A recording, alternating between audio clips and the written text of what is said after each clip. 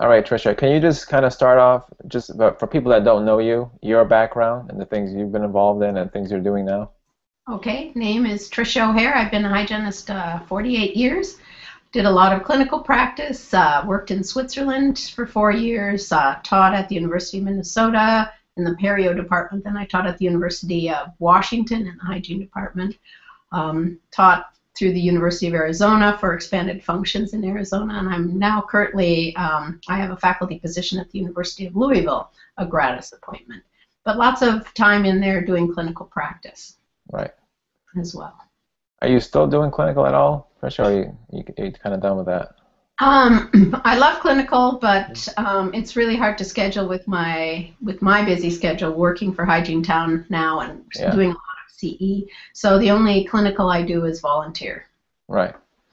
All right. So today's main topic is going to be O'Hare University. Can you just give us first just a quick intro to the school and kind of its history and how it came together? Sure. O'Hare University was founded by three hygienists, myself, Sarah Cottingham, who's in the Phoenix area and has her own business consulting firm and did a lot of work with perioscopy with the endoscope. Tim Ives is a UK hygienist, Royal Air Force trained who has many years of experience and has a focus in minimally invasive and preventive areas. So the three of us were talking and realized I found that when I was studying Buteyko breathing and myofunctional therapy that other people in other health professions looked down at hygienists and said, well, you're just a 2-year grad, you shouldn't even be doing these things. And I have a bachelor's degree and a master's degree, so I was a little perturbed by lumping all of us in as 2-year grads. So I took the curriculum for dental hygiene through the community colleges in Arizona and laid that out next to the curriculum for speech pathology and audiology, and was quite surprised to see that when you go by contact hours, hygienists actually complete 150 contact credit hours, which is a master's degree. And ask any hygienist, they've all had more time in school than their colleagues who got a degree in English, for example. So really showed that it was an educational malpractice issue. About the idea of suing all the community colleges with a class action lawsuit seemed a bit negative.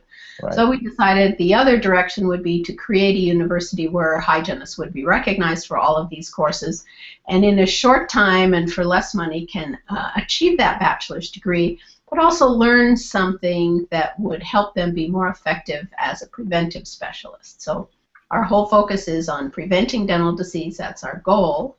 And we focus on reflective and inquiry learning, teaching hygienists how to think differently so that they get different results. Well, that was my experience, Trisha, like in hygiene school. I've taken many courses over the years. I was in the Air Force, as you know, for 10 years, and I, upper level courses, community college, all over the world, and by far, dental hygiene was the most intense. Like when they give you a 2-credit course, they call it a 2-credit course or a 3-credit course. I mean, the amount of work you had to do for 3 credits was unbelievable, And if you were in English, you would have gotten full credit. And right. Some of the courses, the clinical, that's 15 credit hours, you only get maybe 5 for all of those courses. So it really adds up.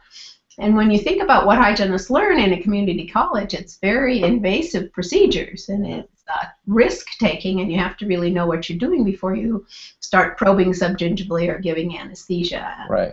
For dentists, they don't even teach that till you get to the doctoral level, but hygienists are learning it at an associate's level. Yeah.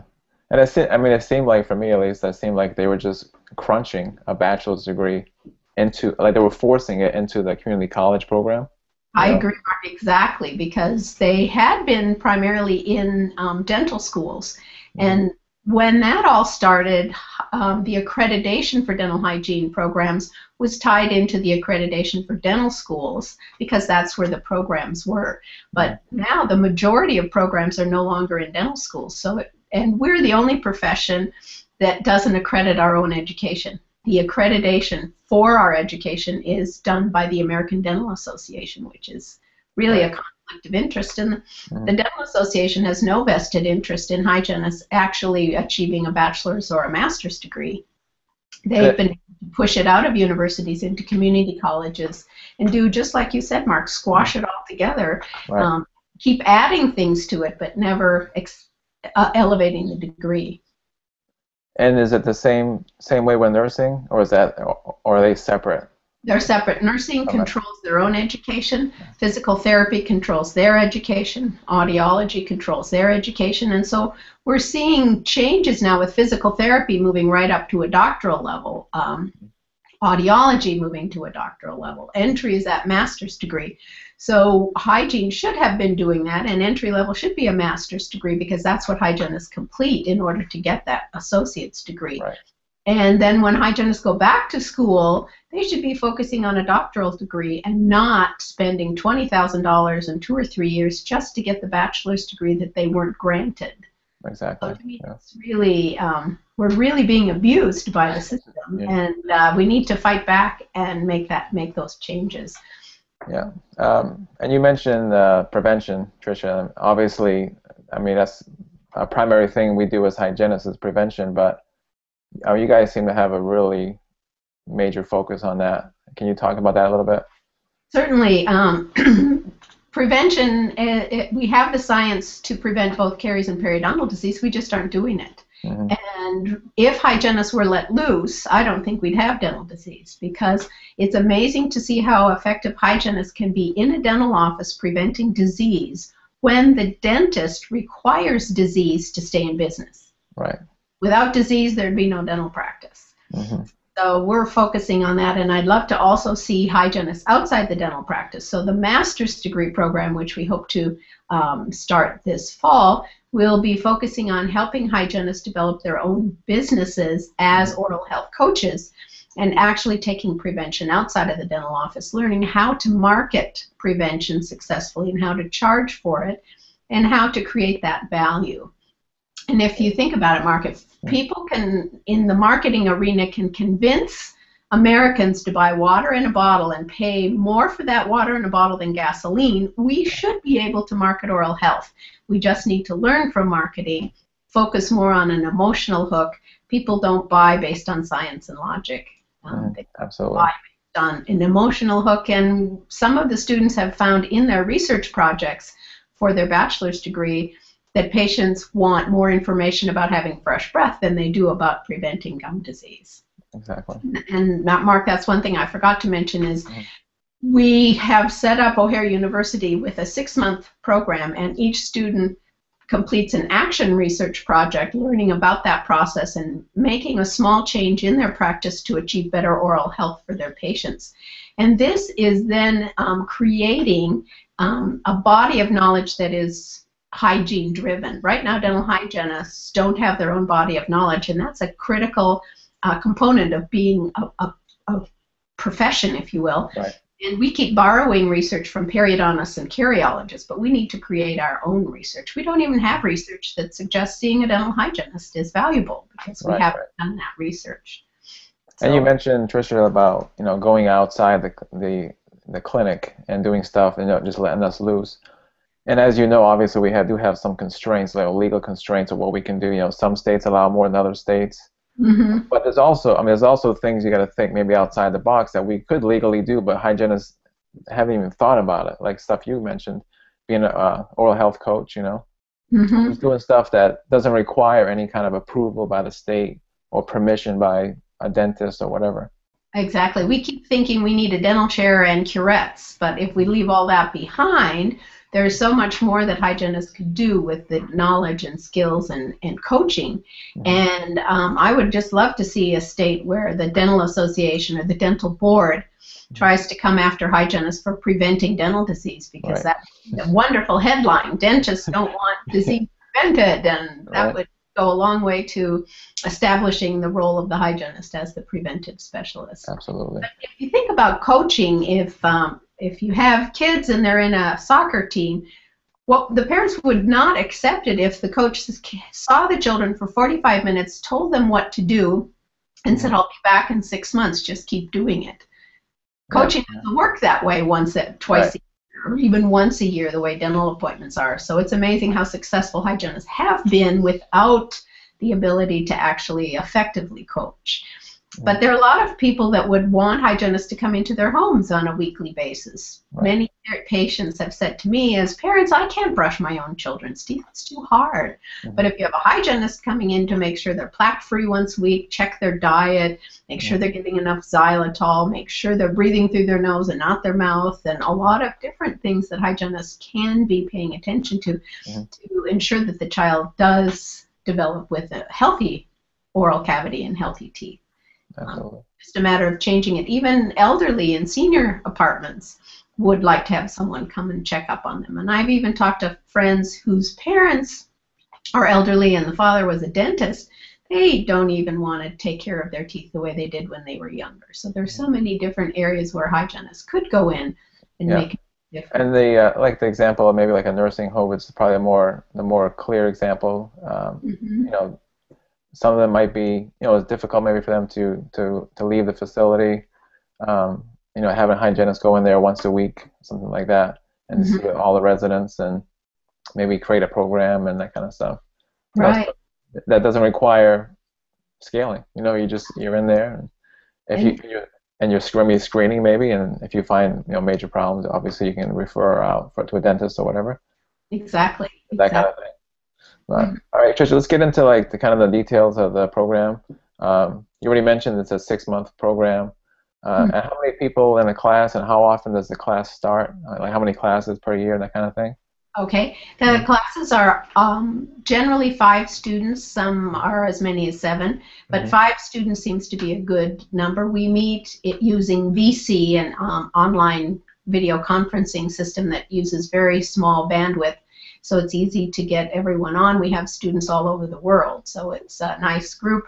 There's a lot to be learned from talking to each other and seeing that some of the same issues are universal within dental practices the world over, and getting students to reflect on what they've been seeing in their practice. One of the questions we ask is, what are you telling your patients about prevention, and what do you ask them to do, and is it working? What are you telling them? Why do you tell them that, and is it working? And one of the things we find so often is that hygienists still tell everyone they need to use dental floss. Right. But once you look at the research, it's clear that flossing doesn't work and people don't use it. So why do you keep telling patients to do that? And part of that is because of the what we were taught in school and those kinds of things. People still do exactly what they were taught in school instead of thinking outside the box and trying different approaches. And that's what action research does, is it asks a question and says, well, if I do this with the patient, will they be healthier? Right. Plus, too, it's, you know, talking to the patient. If you're just saying the same mantra every time you see the patient, like, are you flossing? They go, you know, it's always the same answer. Right? They're like, well, not really. What you should floss? Okay, you start scaling, you know. One of the students did her project on actually asking the patients if they wanted oral hygiene instruction, because she was convinced that that was critical and wanted to maybe give pamphlets or new toothbrushes, but as she went through the literature, it was clear those things didn't even work. So she asked 9 patients in a row if they wanted oral hygiene instruction, and 7 said no, flat out. Right. She still wanted to give it to them, which was the training from school. The other 2 said, well, only if you want to do it. So none of the patients wanted. Right. And so one of the textbooks that we require is Behavior Change in the Dental Practice, which focuses on motivational interviewing and how to actually have a conversation with patients, find out what they want and what they are willing to do, instead of us imposing our views on the patient and assuming they all want to do the same thing we do with our teeth, and it's just not the case. There's a funny skit, Trisha. I don't know if you watched that show, Tosh.0, but he's a comedian. He had like some kind of skit. It was a while ago, but in this skit, they were asking. It was a hygienist, I think, asking him, "Do you floss?" And he just exploded on her. He said, "Look, nobody flosses. Get over it." That was just funny. That sounds great. I'll have to check that out. That sounds perfect. It's what most patients want to do and don't actually. I have a funny story about my older brother. He'd been going to the hygienist in LA every 3 months for 7 years, and he called up and said the hygienist told him now he has to go to the periodontist for surgery. Right. I said, how could that be? You've been seeing the hygienist every 3 months for 7 years. And I said, didn't she ever talk to you about cleaning between your teeth? And he said, well, what do you mean? Like talking about floss and stuff like that? Stuff like I that. said, yeah, floss and stuff like that. He said, oh, she talked to me every single time I was in. Every single time for 7 years she talked to me about flossing. Right. I said, well, why didn't you do it? And he said, well, I didn't think she meant me. You know, she's a hygienist. I figured she just didn't have anything else to talk about like you. And she liked to talk about floss, so I let her talk about it He every was time. into it, so I just let it go. But it's amazing if we don't ask patients Yeah. whether or not they want the information or if they're even going to do anything with it. Right. So changing the conversations is what's been fun for the graduates. They find that it helps.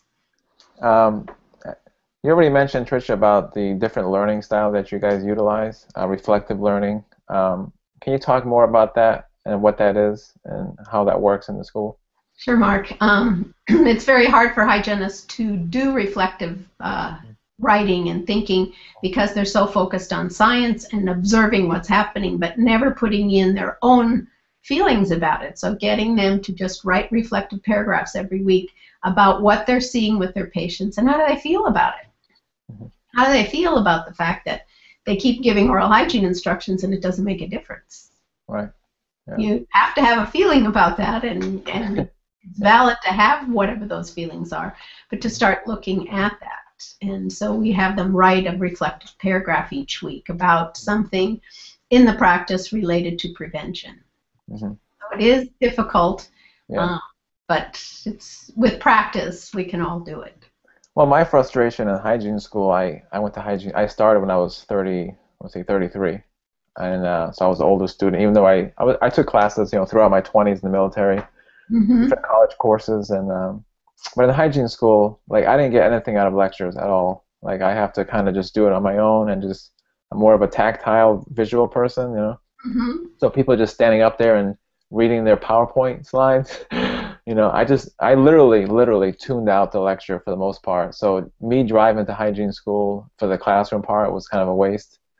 So to me, like, lecturing, it can be done in a different way. They have like the flipped classroom concept, that kind of thing, where you kind of watch lectures at home on the video or whatever, and and then you go to class and discuss and maybe debate and ask questions. Like, that's all I needed was the professor to be somebody to facilitate what I'm teaching myself, because to me it was like so inefficient. Thoughts on that, Trisha, about lectures and just them telling you what they know and that kind of thing. I don't know.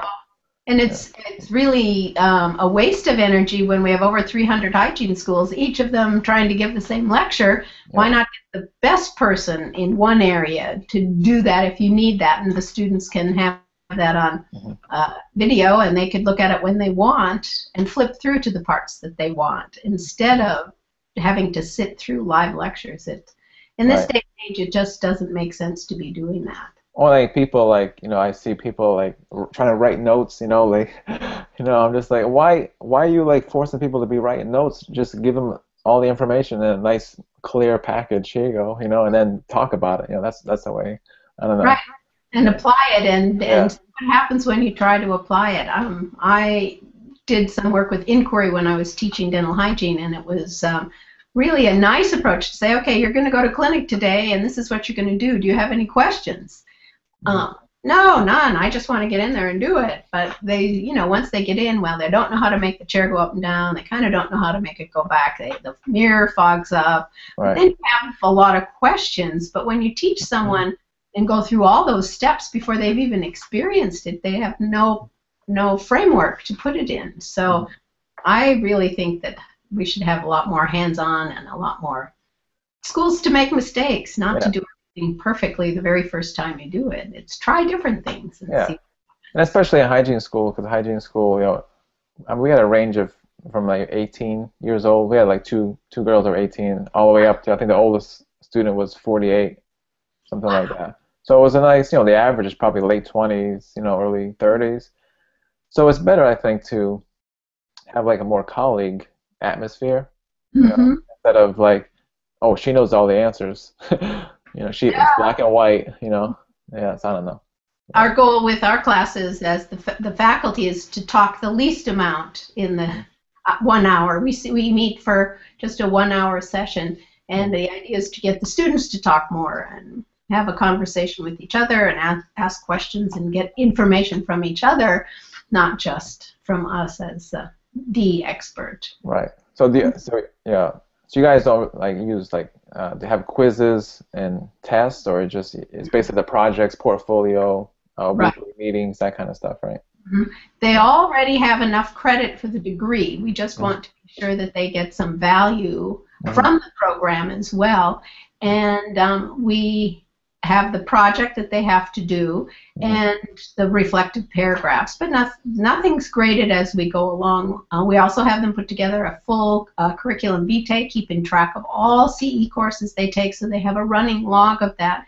Canada and England require that of professionals. You don't just do it for your 3-year license renewal and then pitch it. You have to keep track of it for your entire career. So we've set that up. We use a software program called Turnitin, which is online, and the students submit their papers to be assessed online, and the students grade each other for the final paper. The faculty doesn't. We've worked with them through developing their program, their research project, and the references and writing the paper.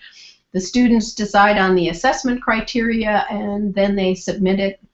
The program automatically assigns 2 papers to each student to assess, and that's how the papers are graded in the end. So it's more student involvement and not faculty telling them what's right or wrong. So just a kind of overall view of things, Trisha. So they're basically you having a weekly video conference where you're sharing your portfolio reflections and that kind of thing, or just whatever comes up. Exactly. Yeah, and you guys do it, so that becomes the portfolio for the whole 6 months. All those reflections, right? And then they have their main project to do. At the end. Something that I read on the website called a SWOT analysis. You guys start off with that. Can you talk about that? What that is and why that's important? It helps for hygienists to look at how effective are we with oral health today? Are we really preventing dental disease? So it looks at strengths, weaknesses, opportunities, and threats within oral health today. And the second page is for their career. And where are you in your career? Where are the opportunities? What things are getting in the way? So they do that. Sometimes they do it individually. Sometimes as a class we do it together. And something else that we've added to the curriculum is that each student has to create an artifact, so that we start using the other side of the brain, some sort of art piece, be it a poem, a painting, whatever, that reflects where they are in their career at this point. So it's been quite interesting to see how creative or non-creative we all are, meeting in the non-creative side, but just taking a new look at the career from that perspective. And in many of the classes, we've actually had the students write a haiku poem about their experience, just a 3-line poem that goes in their portfolio. So what we're seeing with the program is that the entire curriculum is an action research project that we keep changing and evolving as we go along to make it better, make it easier and more effective for the students, and find out what the students want and what works for them and adjust it that way.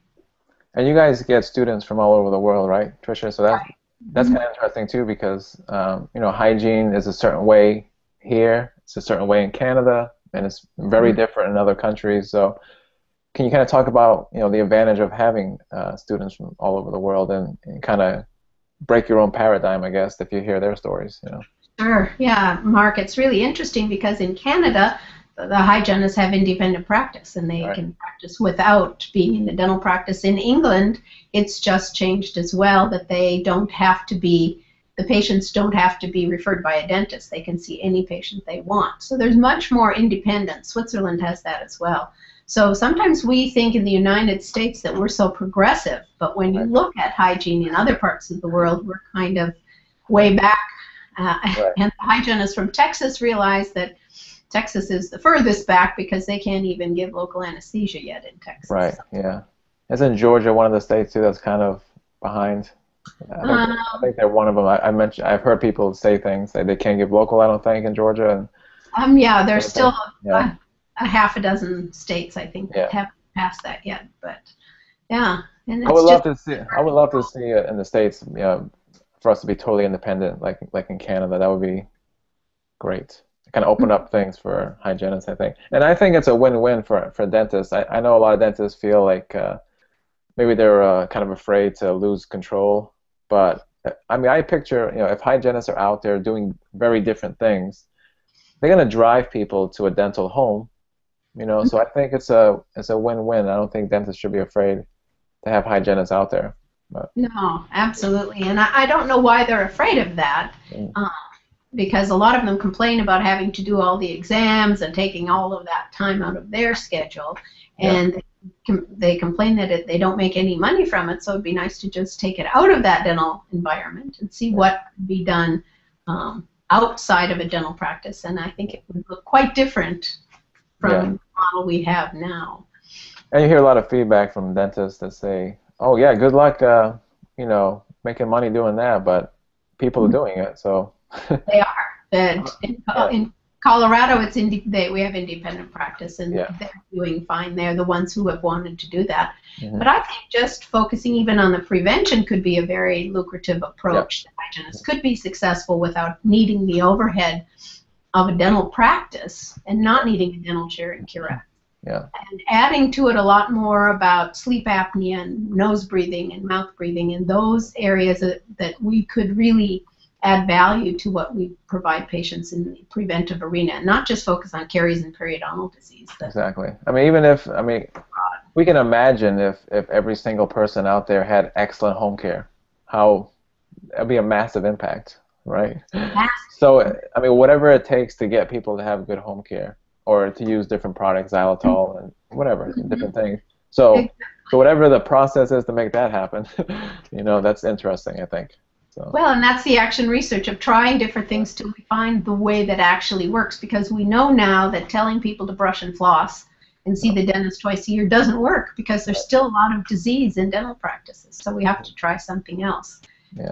And I can imagine too, like, even if hygienists don't work by themselves, they can maybe work together with maybe like a chiropractor that's into holistic health or whatever. I'm just brainstorming, but I have a daughter-in-law who's a family practice physician, and she would love to have a hygienist in her practice, not doing traditional dental chair hygiene, but doing all of the preventive instruction that she'd like her patients to know about. So even just having a hygienist in a medical setting, just doing screenings, they're probably better. Definitely better.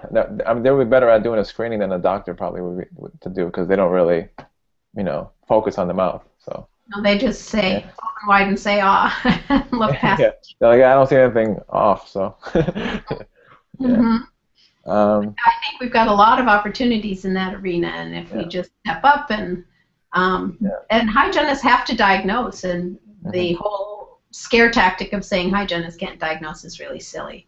Because hygienists have to diagnose in order to pick the right patient for a state board exam, so they have to do it from day one. So. I was going to say, I mean, we have to know how to they give us a complete case studies, and you have to diagnose on national boards. If you don't know how to do it, you don't get a license, Exactly. So. And all it means is recognizing the signs and symptoms of disease, and if we can't do that, we shouldn't be practicing. Exactly. So one of the things that some students might be concerned with, Trisha, about the accreditation, I know you guys just got it. As far as like transferring, if say they want to transfer to a master's program in like something outside hygiene or whatever, like an MBA or something. I mean, is that a concern, or is that Well, it's still a concern because we're a new school and we haven't tested that out. Our goal is to focus on clinicians, and we don't encourage hygienists who want to become instructors in dental hygiene programs to take our program. There are many programs in education that would prepare hygienists to become educators. So from that perspective, our research, 90% of hygienists don't want to do anything but clinical, but we haven't had any good programs for clinicians. And there's so much talk about trying to look at all the other alternatives for hygienists other than clinical, but I think it's kind of funny because 90% of hygienists are clinical hygienists, and Right. why don't we look at making that part of the profession more efficient, more effective, and more lucrative? Yeah, I mean, it seems that way. If you look, I mean, I've looked at the other programs out there to complete your degree, and I mean, you would have to be going at least 18 months doing the traditional kind of courses, and it seems a lot of the courses, you know, I mean, I want to call it fluff, you know, but it's a lot of fluff and fill, and maybe I'm not really interested in that, and you know, very different courses you have to take, and the thing I like about this school, you know, about your school, is that like I was saying about my experience in hygiene school, was I'm a self-learner for the most part. I just want like like in hygiene school, I would have preferred to have just somebody facilitate my self-learning, and somebody to bounce things off and discuss in a formal way. And that's kind of what you guys provide. You guys provide a formal way of doing that, you know, and a very affordable. By the way, the tuition is $19.50. That's nothing, you know, compared to other programs. I mean, if you're a hygienist, you make enough money to pay for it. You know, it's pretty straightforward. But now that we have gotten our accreditation, that fee is going to go up in August to $3,000. Still, I mean, if you compare it to other schools, what it's going to cost you. I mean, Still affordable. You have to be able to pay bills to put it on. Yeah, I won't say any names, but there are other schools out there that's like $20,000 a year. You know. It's really unfair because that $20,000 should have been to get a master's or a doctorate, not a bachelor's degree. It's just unfair. So. Plus, here you're going to get more of a practical education, I would say, because you're going to get you know, a more focused what you're doing, right? I mean, because you're kind of assessing what you're doing, what you can do when you create a project for yourself. So, right, just within each student's work environment, whatever that may be, that they can enhance their success and be more effective. I will probably be a student at some point, Trisha, because I have two. I welcome you to. I have 3 two-year degrees. Oh. Yeah, so I have a lot of credits, but I have 3 two-year degrees. And they still want you to take even more credit to get a bachelor's degree. Yeah, exactly. Yeah, they want me to take basically, you know, like I said, 18 months to 2 years, you know. So it's, and again, like I said, I'm a self-learner. I mean, if I just took what I read every day, I teach myself. If I can just get credit for that, you know. Yeah, there should be credit for that, exactly. Yeah. So for those that are interested, Trisha, as far as signing up, what's the process to register for the program, and what do they need? Do they need like the transcripts from their hygiene school to plug in, or how does that work? We actually set up a very complicated registration form in the very beginning to keep track of contact hours and credit hours. But with our first beta class, we realized that 2 of the students in that class graduated from schools that are no longer in existence, so they couldn't even get their transcripts. Yeah. So, and also coursework in the UK is different than the States, that it doesn't compare course for course. So what we've done is change the requirement for entry. We need to see a cell phone photo of a dental hygiene license, because that assures us that the graduate has completed an accredited dental hygiene program, and then that equates to what we see today as the education, because even if hygienists graduated 25 years ago, they've kept up with what they've needed through continuing education, so they've actually had the equivalent of what today's dental hygienists get. So that is essentially the equivalent of 150 contact credit hours, so no more courses are needed to get that bachelor's degree, just the process of going through the research project. How different is, just curious, how different is some of the other countries, like the requirements to be a hygienist? Is it pretty similar, like a 2-year to 4-year degree, or is it? It's still pretty similar. Most of the countries have followed the North American dental hygiene model and created this. They created, in some places, a 1-year program, which is what we had in the States long ago, and then to a 2-year, 3-year, and now many of those countries have gone to a 4-year degree program. So it's surprisingly similar across the board, except in Hungary, where they had a 2-week dental hygiene program. Really? All they did was go for lectures for 2 weeks if they were an assistant, and then they could become a hygienist. But that's now changed completely, and the university in Szeged in the southern part of Hungary has just gotten the charter to open the first degree dental hygiene program starting in September. So they have changed that and closed down the 2-week programs, and are following again a North American model. Is the role of a hygienist quite different though in some of these countries, like say in Eastern Europe, places like that? Seems quite the same in many cases. And where we've seen the difficulties are in countries like Australia, in New Zealand particularly, and even in Hungary. Most of the dental practices have one dental chair, one operatory. Mm-hmm. So to bring in a dental hygienist means they can't work when the dentist is working. So they have to work an hour or two before the dentist comes to the practice, or an hour or two after. Mm-hmm. Or eventually the dentists have to build new practices that have more than one operatory. So that's been one of the biggest challenges in introducing dental hygiene into foreign countries. I see. All right. Let's see. I think I hit all the points I wanted to talk about. Let's see. Yeah. Well, just to sum up the last question about registering, because you may then be our next student to register, all you have to do is put in your registration information, demographics, your cell phone photo of yourself, and of your dental hygiene license. And that's all it takes to be accepted into the program. And we have found that students want classes on Wednesday evenings or on Sunday mornings. So we have the international students can tap into a class on a Sunday morning because it's Sunday afternoon where they are, and then others in North America tend to want a Wednesday evening class. So those seems to be the times so far, and we are very adaptable to what students want and what works for their schedules. So one last thing, Trisha. So besides tuition, I read that you guys require 3 books to read, right? 3 textbooks? 3 textbooks. Talk about those a little bit, those 3 books. Yes, the Action Research textbook and the Behavior Change textbook. Those are the 2 required ones. The 3rd book is a book of your choosing about reflective thinking, reflective writing. We have a long list of recommended ones, so you pick one that you're interested in to read for the 3rd one. So.